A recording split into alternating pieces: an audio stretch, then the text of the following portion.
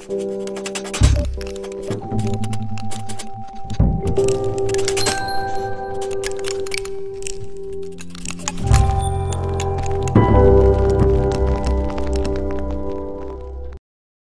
les gens, c'est Maro96, j'espère que vous allez bien. On se retrouve aujourd'hui sur ma chaîne pour un nouveau tutoriel. Donc c'est un tutoriel niveau débutant / intermédiaire, donc je vous expliquerai pourquoi j'ai choisi de mettre ce niveau de difficulté pour ce tuto. Donc à l'écran vous voyez actuellement le résultat final de ce petit tuto. Donc le tuto a pour but de vous apprendre à réaliser un petit logo typographique assez rapidement et quelque chose d'esthétique. En même temps, il sera amené à vous apprendre quelques techniques d'ombrage notamment et de tracé. Si vous êtes débutant ou nouveau sur le logiciel qui est Illustrator, donc comme je viens de le dire, le logiciel en question est Adobe Illustrator. C'est un logiciel de la suite Adobe Creative Cloud comme Photoshop, Lightroom, InDesign et compagnie. Donc dans la description il y a un lien normalement qui vous ramène pour télécharger une version d'évaluation de 30 jours si jamais vous n'avez pas le logiciel et que vous voulez suivre le tuto. Voilà, donc concernant le niveau de difficulté, c'est quelque chose d'assez classique pour un premier tuto sur Illustrator. Je voulais pas que ça soit trop inaccessible, je préférais que ça touche un plus grand public et que ça permette aux débutants entre autres de réaliser un petit logo typographique. Donc on est parti sur Illustrator, fichier nouveau, on crée une nouvelle composition. Ensuite on va faire, alors vous faites ici du 1920 sur 1080, donc de l'HD, du Full HD, ça suffira. Ce qu'il faut savoir c'est qu'Illustrator est un logiciel où tout est vectorisé, c'est-à-dire que vous avez beau agrandir les choses ou raccourcir, enfin, surtout agrandir en l'occurrence, vous ne perdrez jamais en qualité, donc j'aurai l'occasion de vous montrer l'exemple une fois que le tuto sera terminé. Donc premièrement on va prendre l'outil texte ici, et on va créer un texte. Donc ce qu'il faut savoir c'est que pour utiliser des polices, donc il y en aura une qui sera disponible dans la description. Donc pour utiliser des polices à but commercial, il faut checker les licences. Et ça c'est important, dans la mesure où des fois vous téléchargerez des polices sur Dafont, qui est un site qui regroupe énormément de polices gratuites. Même si elles sont gratuites pour un usage personnel. Par contre, des fois, ça arrive qu'il y a un fichier licence dans le dossier que vous téléchargerez avec des licences qui vous interdisent de l'utiliser pour des fonds commerciaux plutôt, sans avoir acheté la police. Donc voilà, c'est quelque chose que j'ai voulu préciser en ce début de tuto. Donc on clique et on va écrire, donc vous écrivez votre texte. Donc moi en l'occurrence je vais écrire Maro, tout en majuscule. Ensuite avec cette petite flèche noire, raccourci V, hop, bon, on va juste cliquer puisqu'on est dans le texte. Donc on va plus ou moins aligner le texte et l'agrandir en maintenant Shift et Alt, histoire que notre texte reste au centre. Voilà, une fois qu'on a notre texte plus ou moins comme ceci, on va changer la typo. Donc la typo en question s'appelle Nero. Je l'avais déjà utilisé, il me semble, dans un autre tuto. Donc on tape Nero ici, hop, et voilà, donc on a la typo. Donc la typo, c'est le style de logo assez un peu futuriste. La typo fait grand chose. Alors encore une fois, pour un logo bien plus personnalisé, je vous conseille de créer votre typo, de passer à la main et de retracer. Là en l'occurrence, pour que le tuto reste accessible, j'ai pas fait cette étape là. Donc ensuite on va rajouter un joli contour. Une première chose à faire, on va aller dans l'outil calque ici. Donc ici on a notre calque Maro.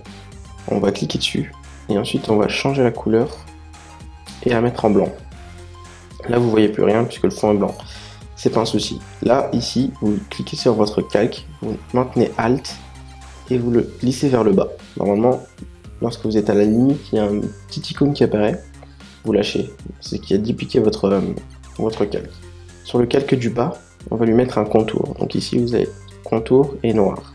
Et ensuite vous augmentez. Alors vous augmentez jusqu'à ce que le rendu soit correct. Donc on va dire à peu près, voilà, à peu près ceci. Donc je pense qu'avec 41 ça me semble logique. Peut-être un peu plus, on va voir. Ouais, on va dire 40, voilà, donc 48.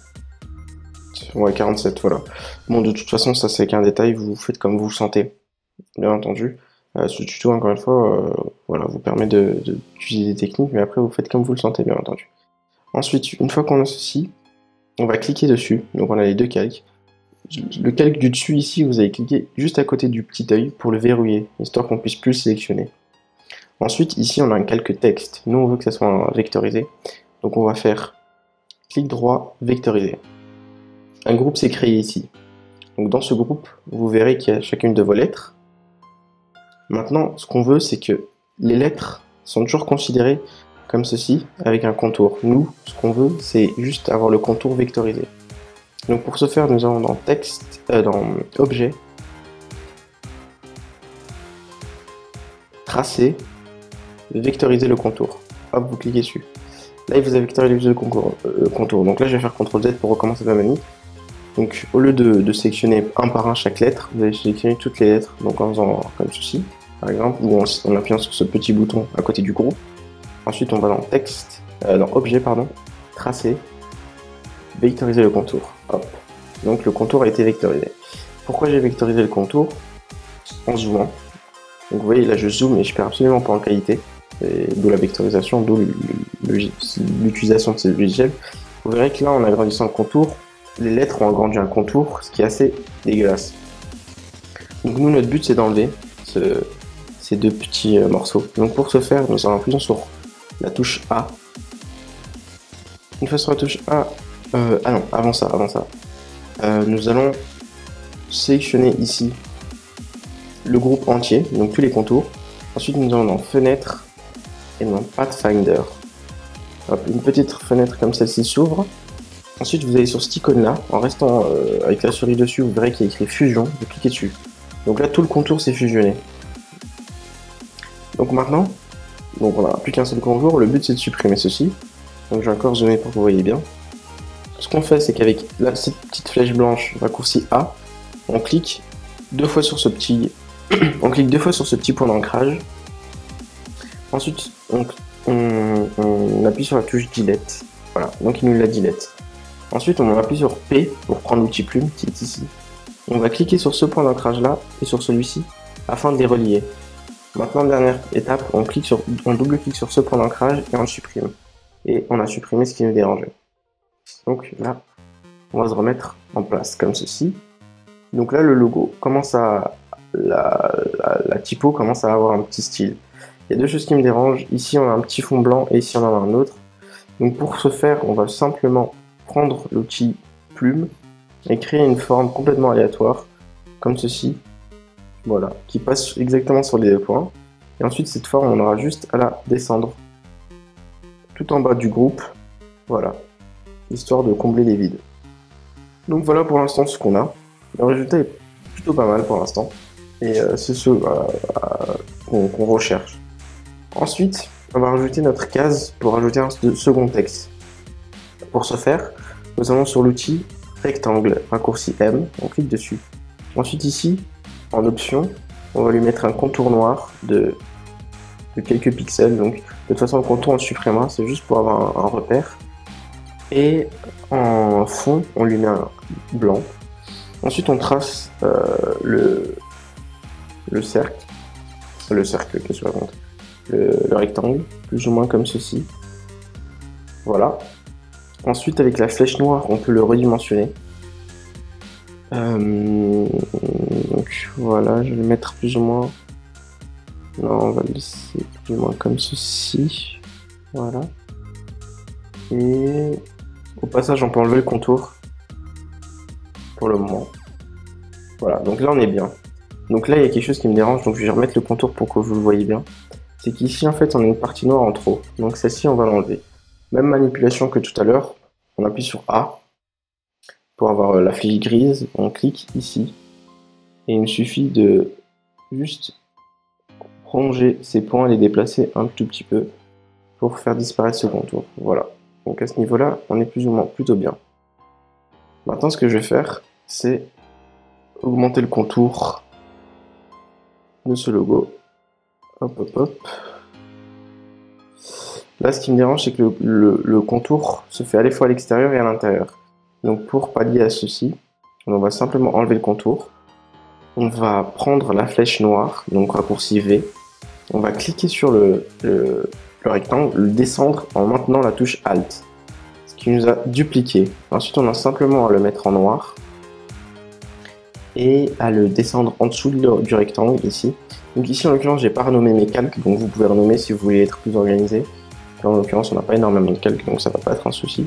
Donc on va agrandir le rectangle noir, le monter un peu, oups, comme ceci. Donc on peut utiliser les flèches directionnelles en l'occurrence. Ensuite le rectangle blanc, je vais un tout petit peu le rétrécir à ce niveau-là. Voilà. Encore un petit peu ici, hop, plus ou moins, pour respecter les contours, voilà.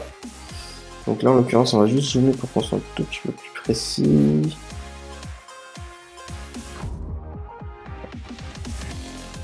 Je vais juste déverrouiller cela pour qu'on ait des repères.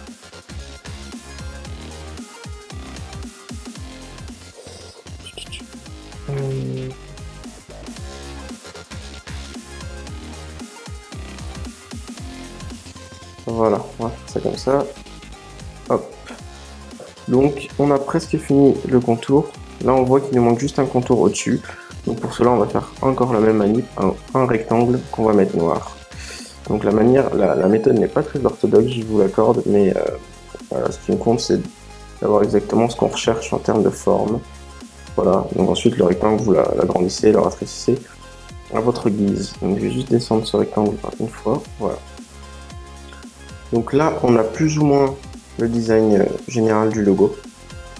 Maintenant on va rajouter notre texte ici simplement. Donc outil texte, je vais écrire Marou 96 designer. Hop, vous écrivez ce que vous voulez.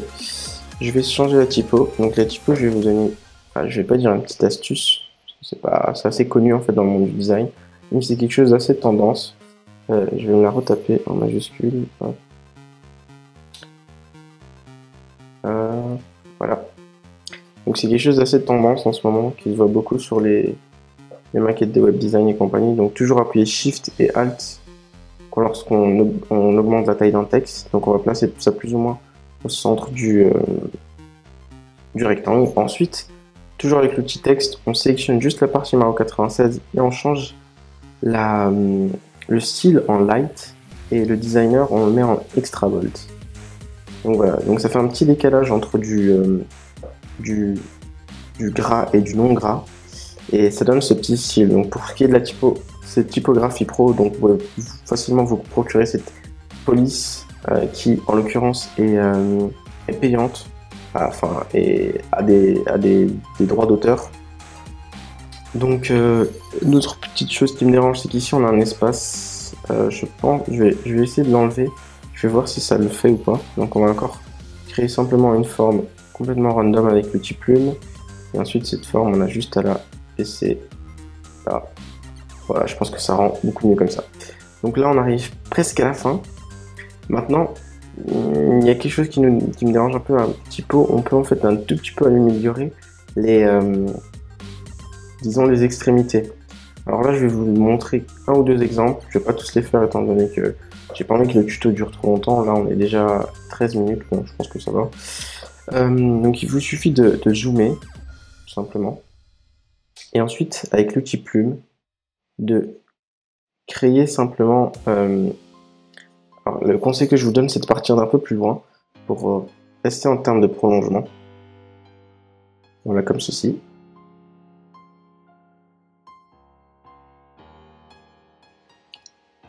Donc voilà, donc là j'ai rapidement créé la forme, hop.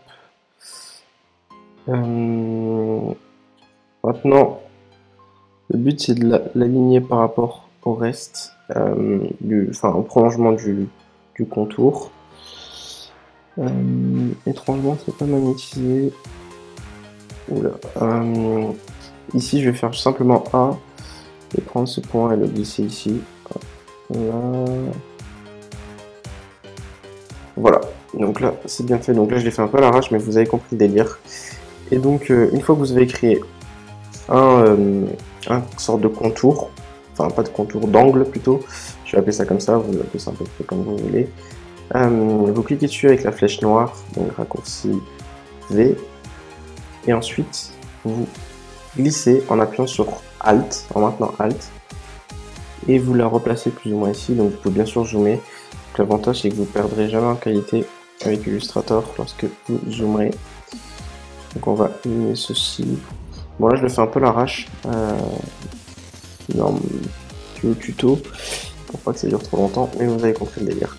Donc là, je vais m'arrêter là pour ce qui est des petits angles. Vous avez compris le principe, hein. Vous en rajoutez aussi, par exemple. Puis vous pouvez continuer, donc ça, je vais pas tout faire dans le tuto, mais vous avez compris le principe. Enfin, on va passer sur une dernière étape. Donc là, on a fini plus ou moins le logo. Donc le logo rend plutôt bien, je suis satisfait. Donc ce qu'on fait, c'est qu'on a le groupe ici, on a la même technique tout en début. Pour le dupliquer, on maintient Alt et on descend jusqu'à qu'on a ce petit icône qui apparaît. Et ensuite, on va prendre la flèche noire et descendre simplement ceci. En maintenant Shift, petit fail. Hop. Voilà. Donc là, j'ai fait pour le dupliquer. Donc là, je vais un peu augmenter celui du haut. Je crois que ça me gêne quand on travaille. Donc, si jamais vous êtes amené à faire un logo de ce style pour un client, donc déjà, je vous conseille de ne pas prendre une police de base, hein, c'est mieux, pour garder genre, pour que ça soit vraiment personnalisé. Ensuite, il est toujours mieux de proposer deux versions. Donc là, je vais vous apprendre simplement à coloriser à colorier en fait plutôt votre version, à y mettre de la couleur. Donc on va prendre la flèche blanche, on va cliquer sur le blanc. Et ici, on va changer. Donc là, je vais mettre cet orange là. Donc vous mettez n'importe quelle couleur, bien entendu. Ça passe avec à peu près toutes les couleurs. Et voilà, on va mettre ce orange là. On va également cliquer sur ce rectangle blanc et mettre le orange. Hop. Donc là, on a fait le orange. Donc il y a juste une petite partie que je vais qui dérange, c'est la partie ombrage. Le texte actuellement est assez fade. Donc on va rajouter un peu plus de dimension en rajoutant quelques ombres. Donc ce sont vraiment des ombres très faciles à réaliser. Donc il suffit, alors avant de vous apprendre à réaliser ces petits ombres, vous pouvez créer des calques, j'ai oublié de vous le dire, ça ressemble plus ou moins à des groupes pour ceux qui travaillent sur Photoshop. Donc, en créant un calque, par exemple si je le glisse ici et je le renomme ombre, tous mes autres calques, en l'occurrence je vais vous montrer, seront dans ce groupe au final. Donc là ce qu'on fait c'est simplement on clique une fois avec l'outil plume, raccourci P, on maintient Shift, on descend, et voilà, on termine la forme de façon assez aléatoire. Une fois que cette forme est créée, donc vous avez vu, elle est ici, donc elle est dans ce groupe, on la met en noir, hop, et on descend l'opacité, alors on la met en noir, voilà, et ici dans le caractère opacité, dans la caractéristique opacité, on met 30%, ou moins ou plus, ça vous va. Voilà, donc là on a créé une ombre. Donc l'avantage c'est qu'on peut simplement la dupliquer. Donc on va cliquer dessus avec la flèche noire, maintenir Alt et glisser. Et on va faire ça pour à peu près tout le reste. Donc là je vais accélérer cette partie puisqu'il n'y a rien de très intéressant.